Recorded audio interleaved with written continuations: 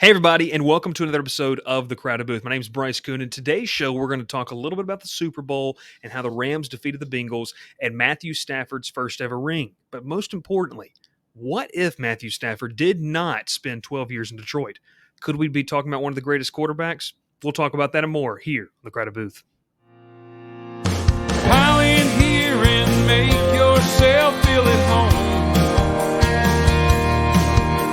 The Crowded Booth is coming on. The Crowded Booth with Bryce Koon.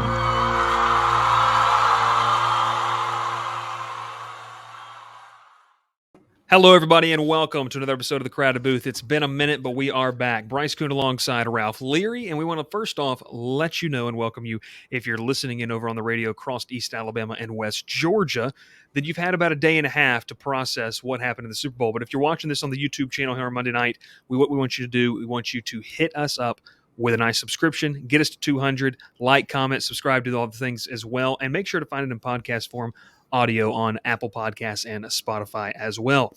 I'm Bryce Koon. This is Ralph Leary over here. Ralph, I always want to do this, but this is Ralph Leary right here. Mm-hmm. Ralph, you and I watched the first, 55 minutes of the Super Bowl together, and then we decided it's getting late and we're kind of tired. We're going to bed. Now, I'll say all this to say this.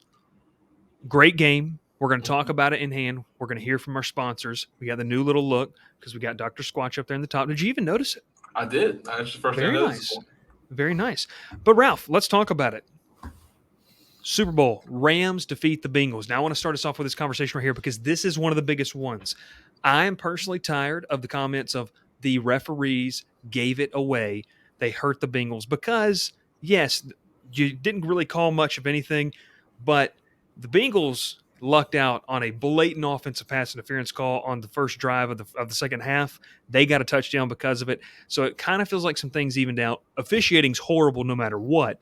What was your kind of take on that? Do you kind of feel like, yeah, they probably couldn't have called some of the holding on the Cooper Kupp, but with how it shaked out that first touchdown in the second half, it kind of feels like it evened out a little bit, even though one resulted in a game-winning touchdown. Yeah, I mean, I feel like all the bad calls in the first half that weren't called at all were kind of called toward the second half and late in the game, which obviously it hurts, but they had to make the calls eventually. So yeah. I feel like they did what they had to do. They made the right calls at the right time. Unfortunately, it hurt one team and the other, except for the other one. You know, it wasn't very good for some fans, but, you know, if you're looking at it as a neutral fan, I mean, it was the right time for the calls. Yeah, and that's one of the biggest things. If you're a fan of either team, then you don't feel great about it. But if you're neutral, which we both were, you and I said, hey, if the Bengals win this, it's an awesome story to kind of kickstart Joe Burrow's career. But on the other hand, Matthew Stafford's been one of the great quarterbacks in the NFL, but it feels like it's gone unnoticed. It'd be cool to see him get a ring at the age of 34. But yeah, this is a game where there were a lot of storylines coming in. The biggest one notably was kind of the Bengals offensive line. Ralph, going back to that Tennessee Titans playoff game, they allowed 9 sacks in the game, still found a way to win. Did it surprise you that late in the game, the Rams defensive front, led by Aaron Donald, which he always seems to get better as the game goes on, and as his career has gone on, really, did it surprise you the Rams defensive line started to kind of take control later in the third and fourth quarter? No, because I felt like the Bengals offensive line was going to get tired eventually. I felt like they were getting close to being done, and they were going to give up some big plays. You know, it happened late in the game. Aaron Donald had a huge game. Von Miller had a huge game. They had 7 total sacks. Burrow was hit 11 times, which you know is never a good thing for a quarterback who had a knee injury last year. And you really didn't give him enough time to throw the ball to give his receivers time to throw the ball. I know that last play of the game of the Bengals, there's videos of Jamar Chase getting wide open, but I mean, he's running for his life on that play. He's got to throw the ball sometime soon. So his offensive line, no help at all. Like the whole playoff series, you know, defense has really carried the Bengals all playoffs. So this one hurt a little bit to them, I feel like.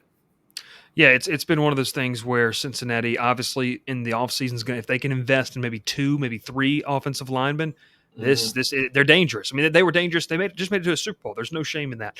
But let's talk about kind of maybe a storyline, Ralph. So aside from, don't look at any stats, don't look at any of the national stuff. What stood out to you in this game? I mean, what was it that stood out to you? Maybe it was a player, maybe it was a drive, a play. What was kind of something that just stood out to you that makes Super Bowl, was it 56 you said?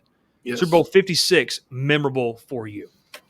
I think the overall. I know this on sound. You want the one game, but I think Cooper Cup, man. It's just what a career he's had, what a story he really is, and what he's able to do since he's been in the league. It's awesome to see this. And he comes out after winning the Triple Crown, being Offensive Player of the Year.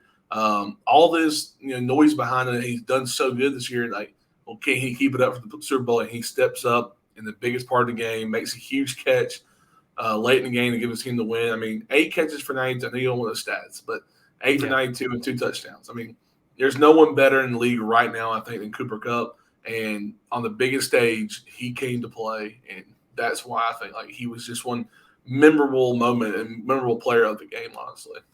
Yeah, and Ralph, I think he finished this season. Obviously, he had an extra game because they had the 17-game schedule.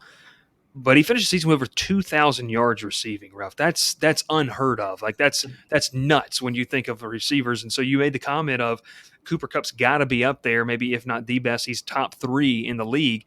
But I think what goes unnoticed, and one of the storylines for me was, Ralph, was the offensive struggles after Odell Beckham Jr. went down. And we saw that on display. And I'll give credit to Cincinnati's defense. They played well. This is a defensive group that wasn't necessarily the strong suit all season, but they found some mojo and some juice once they got to the playoffs and came with some, I don't want to say they dominated because, so Kansas City still scored points, but they found big plays when they need them. And they did that in this game.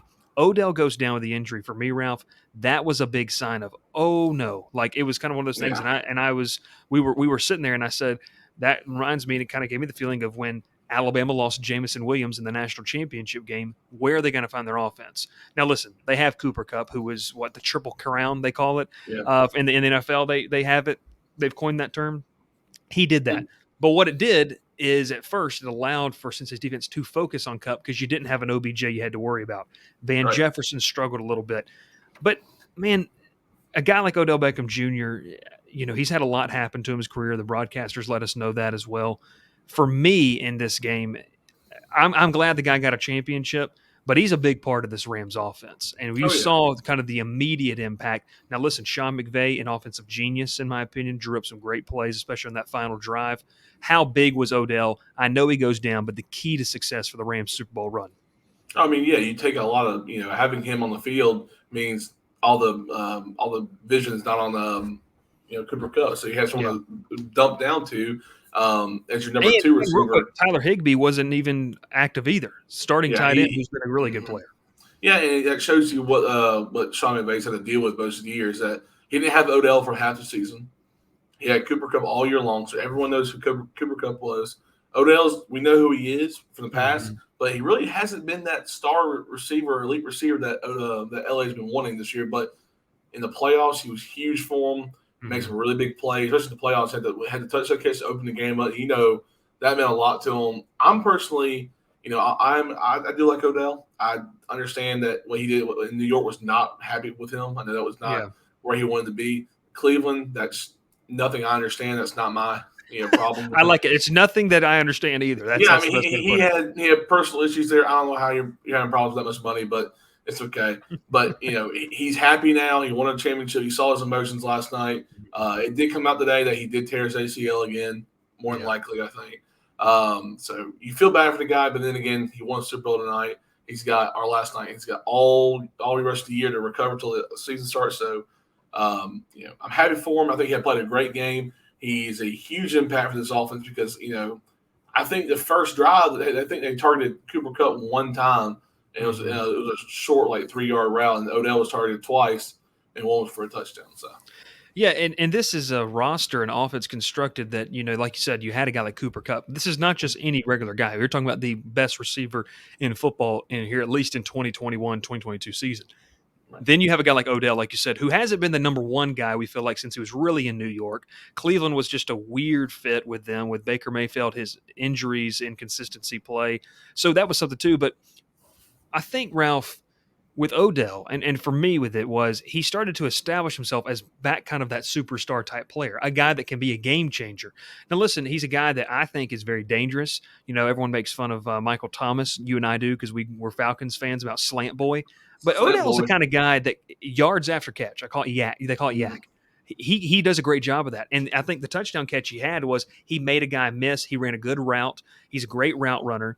And you just feel for a guy who undergoes a second knee injury like that. And like you said, thank God for modern medicine, because obviously Right. he can have a shorter recovery time. Hopefully he can be back, maybe playing, hopefully maybe week 4, week 5. I don't know the timeline for it. It's just one of those things you have to wait and see. But with Odell in this offense, you saw what it carried LA to, and then they finished the job. They found a way. And I think that's kind of the biggest storyline for me coming out of this game, Ralph, was you had the injury. You had some injuries this year, but LA bought in. They bought in, Ralph.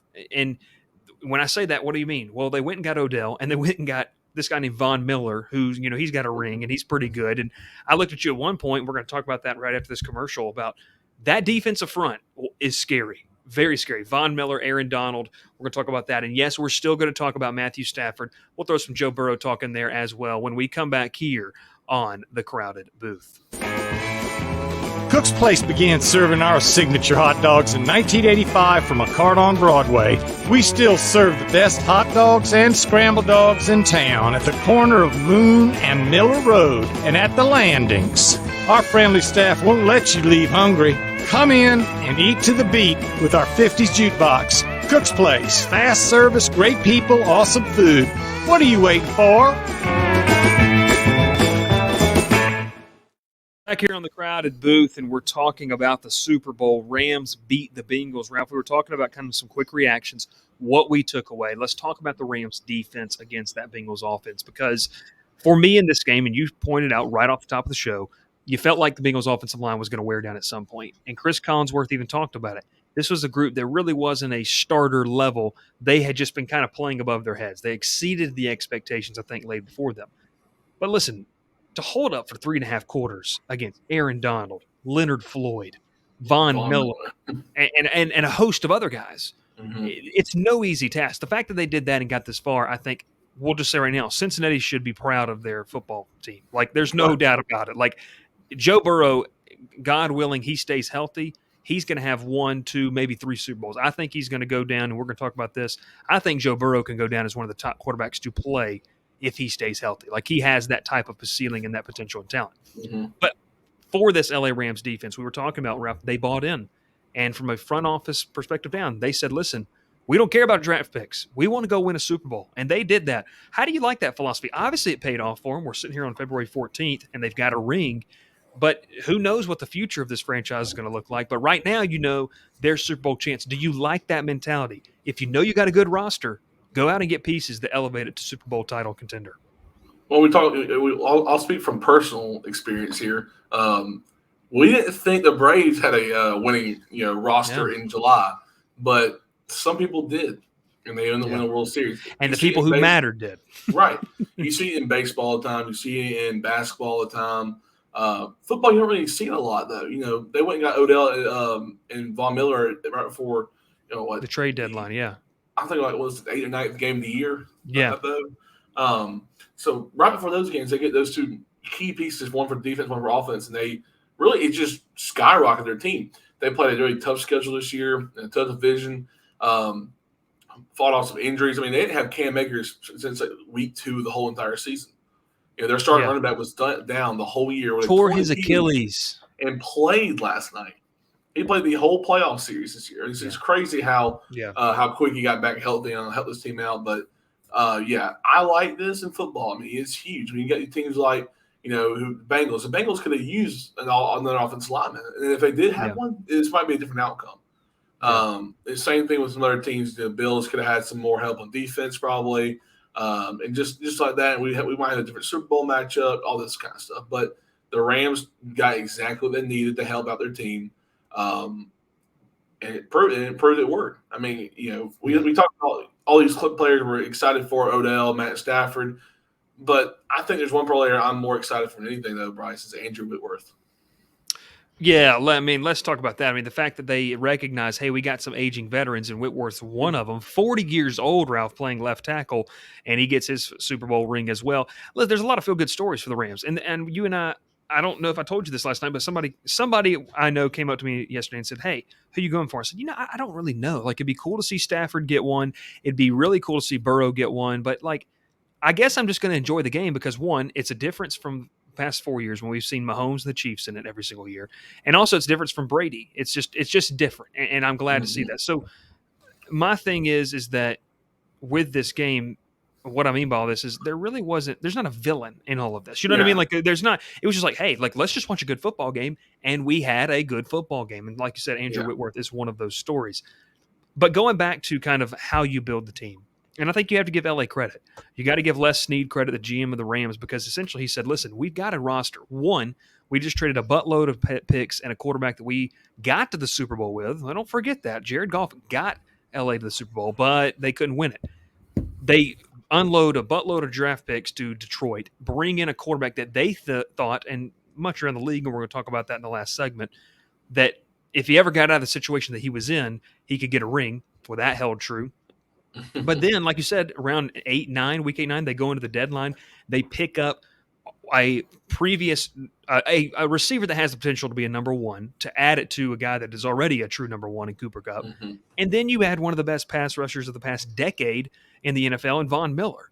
And it's not like Von Miller's an aging veteran. You know, we're not talking about a guy that like is just on his last wheels. He's probably got a little bit left in the tank, and he showed that. And you told me the other day, Von Miller plays very well in Super Bowls. Like there He were does. the betting odds for him to win the MVP MVP. for Super Bowl MVP were pretty high because he performs very well in high profile situations.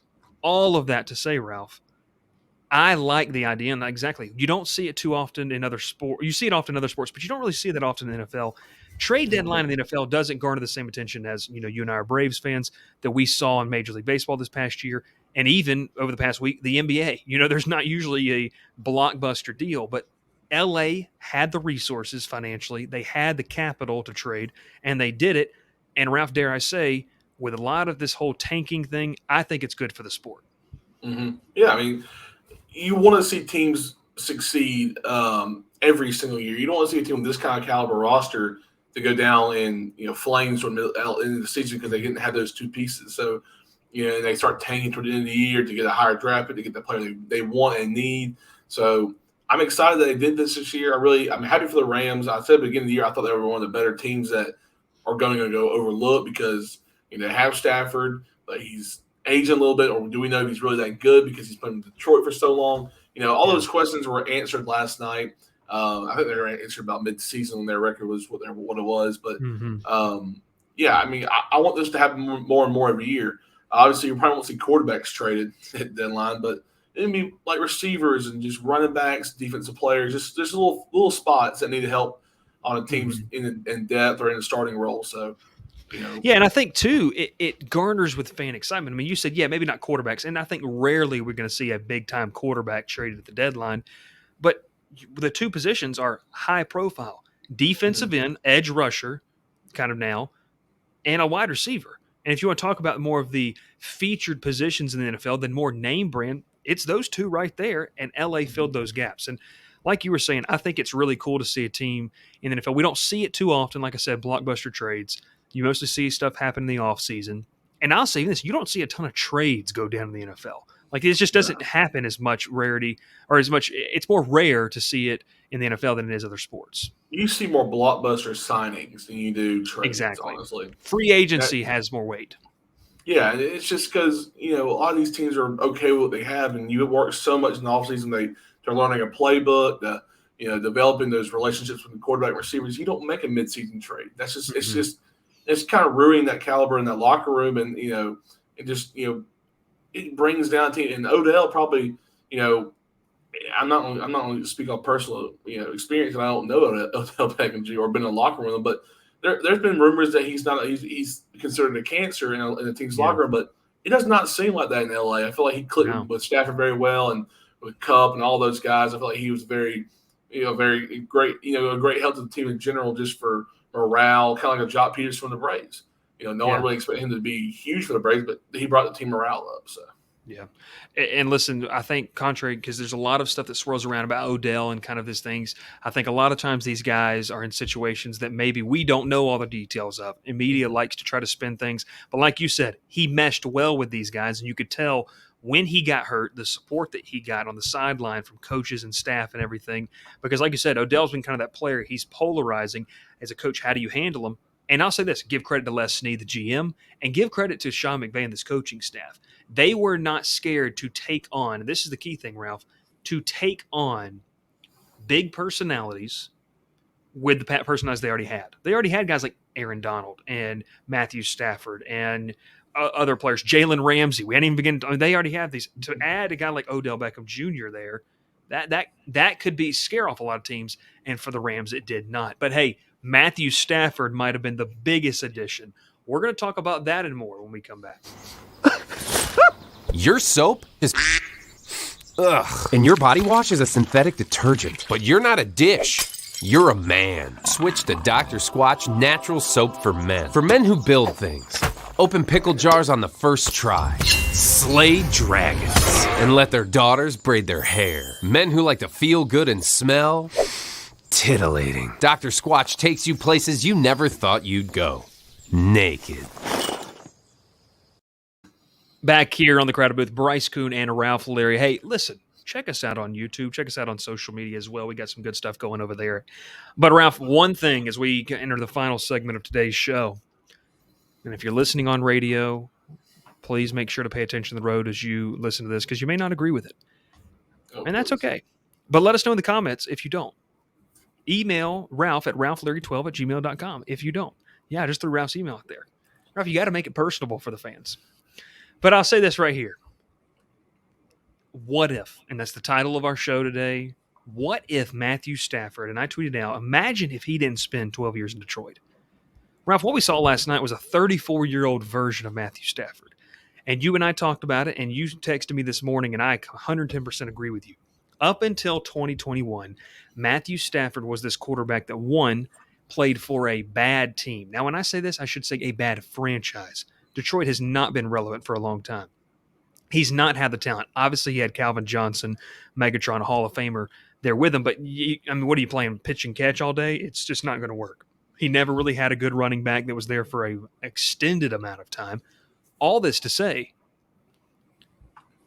what if Matthew Stafford didn't spend 12 years in Detroit, Ralph? What if? I think that we're looking at a quarterback that legitimately, Ralph, could be one of the best to play the game if he would have played in the right fit. I know, and listen, Tom Brady's right there, and I get that. But you look at the individual accolades and the individual stats that Stafford has put up in 12 years, and you say, what if he did that with a legitimate offensive line? What if he did that with a weapon out of the backfield that some of these other quarterbacks have? This is a guy that could have maybe achieved the Hall of Fame status that everyone wants to put on him now post-Super Bowl win, maybe a little bit earlier for the majority of the people. A lot of people thought he was a Hall of Famer. Ralph, what do you think?